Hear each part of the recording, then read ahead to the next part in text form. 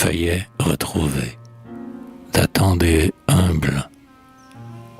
Ma mère assez souvent parle, avec complaisance, des amis qu'elle avait, du temps de son aisance, et se souvient, non pas sans un secret dépit, que le jeudi, chez elle, on dînait en habit. Cette réunion, qui fut bien éphémère, je l'ai vue autrefois à table, chez ma mère, quand, dans mes rares jours de congé, j'y venais. Quel convive! C'était le proscrit polonais, remarquable par son caban couvert d'olives, ses moustaches en croc et ses soifs des plus vives.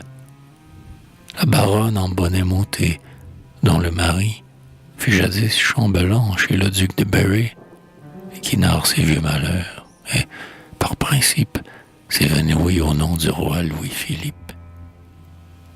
De l'ancien professeur, homme aimable et disert, récitant volontiers des fables au dessert. Enfin, ma mère était en proie aux parasites. Ils ont, bien entendu, tous cessé leur visite. Général polonais, veuve de chambellan, n'enverront même pas leur carte au jour de l'an. Et ce beau monde, exact à l'heure du potage, ne gravira jamais notre 5e étage. Tous furent des ingrats, tous, un seul excepté, un vieux parent, alors reçu par charité, qui seul aimait ma mère et seul se souvient d'elle. Courtisan du malheur, brave homme, ami fidèle, pauvre cousin Mercier, ah, j'ai honte souvent, et je me repens bien d'avoir, étant enfant, pleuré. Je t'ai des cris de peur et fait le mou, quand maladroitement tu me baisais le joue. Que mon caprice était cruel et se trompait. J'ai ri de ton grand nez, et de ton fou toupet, et de ton vieux talent suranné de flûtiste. Mais quand je te revois, honnête et pauvre artiste, point changé ni mieux mis qu'autrefois, ni plus beau, et tournant dans tes doigts timides ton chapeau, ah, je lis dans tes yeux ton amitié touchante. Et l'enfant qui pour toi fut injuste et méchante, et fuyait ton baiser avec un air moqueur, t'embrasse maintenant, cousin, de tout son cœur. Je connais à présent sa vie, et c'en est une des plus tristes. N'ayant pas la moindre fortune, il ne put obtenir la femme qu'il aimait. Puis, étant de ceux dont le cœur se soumet, pieusement chez lui, comme en une chapelle, il a toujours gardé tout ce qui lui rappelle ses 20 ans, son unique amour, ses anciens vœux. Je ne sourirai plus de sa bague en cheveux. Le cousin est toujours resté célibataire. Il occupe un emploi modeste au ministère, et puis, son traitement étant trop exigu, le soir, il prend sa flûte et joue à l'ambigu, et par lui, nous allons voir tous les mélodrames. Donc, ce très pauvre ami de 2 très pauvres femmes, le dimanche, est venu les voir tout cet été. Il est à la maison de grande utilité. Pour mes volubilis, il me construit des treilles sur le balcon. Il met notre vin en bouteille, pose des clous, restaure un meuble endommagé.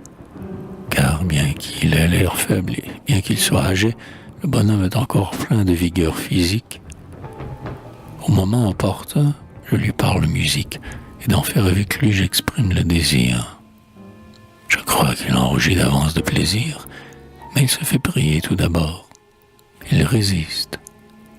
En l'embrassant, je fais céder le vieil artiste, et je joue assez mal, avec le vieux cousin, un duo de tu-loup pour flûte et clavecin.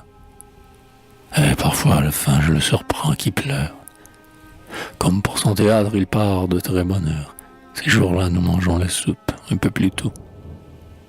Il serre enfin sa flûte, il met son paletot, m'embrasse en enfilant grand-peine la manche, et le voilà parti jusqu'à l'autre dimanche. Je m'en suis bien douté au début de juillet. Ma mère qui, depuis quelques jours, essayait d'avoir l'air devant moi si joyeuse et si ferme, n'avait pas tout à fait de quoi payer le terme. Et voilà qu'elle a mis, pour qu'il fût acquitté, les 6 couverts d'argent au mont de pitié.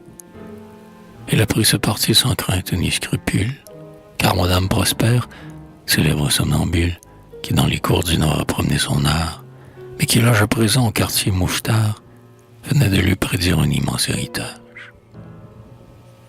Ce bel espoir, maman veut que je le partage, mais moi, qui représente, hélas, à la maison, la froide prévoyance et la triste raison, écoutant les conseils de ma muse pédestre, j'ai songé que, toujours, le concierge, au trimestre, monterait sa quittance et que, pour le payer, je n'avais qu'une chose à faire, travailler.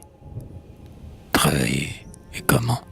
J'étais pleine de zèle, mais je sors du couvent, comme une demoiselle, et l'on ne m'enseigna, dans cet honnête lieu, rien d'utile, sinon pourtant prier Dieu.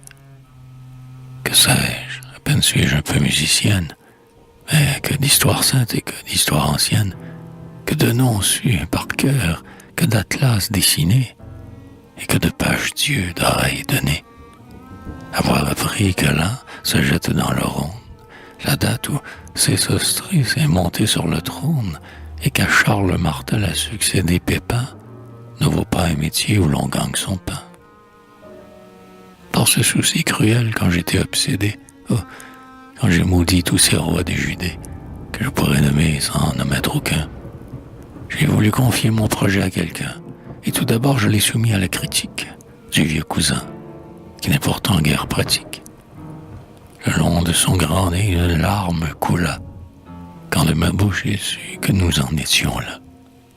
Mais le brave homme, ayant un jour, par aventure, constaté que j'avais une bonne écriture, en conçut un espoir, avec quelque chaleur. Courut à son théâtre, enjôla le souffleur, qui, là, selon l'usage, entreprend la copie.